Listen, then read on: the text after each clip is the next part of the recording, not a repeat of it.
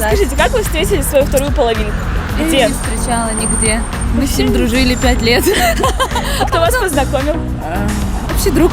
Общие друзья, получается? Да, у нас были общие друзья, общая компания. Мы дружили 5 лет. Дружили.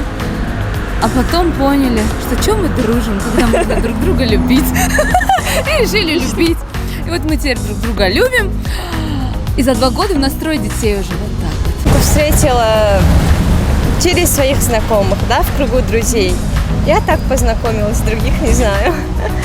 خود دوست می داشتیم از بودکی در وقتی مکتب خونگیمون دوست می داشتیم یا دیگه دوست می داشتیم و کلام شیم نیست خوندیم بعد زندگی خودش رفتن گرفت. من با شوهرم روزی توی در پس 14 شناس شده. پیش از این شناس نبودید؟ نه، ما پیش از شناس نبودیم.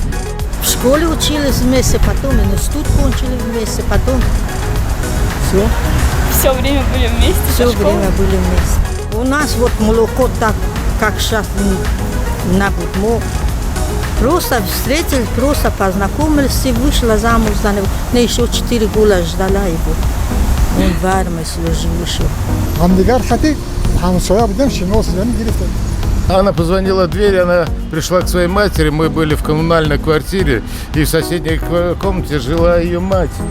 И я вышел к дверям, пошел открывать, и открыл дверь и увидел свою будущую пассию, свою вторую, как вы говорите, половину, на какие-то определенное время. Ну вот, и был очарован, и она, я надеюсь, тоже. راه پشتی کرو خواهم نستم خب نصیب انشالله خداوند دوم میکنم که اگه همسر توفیق و ترس خشتومان دوستور شوهر دوستور نصیب کنه.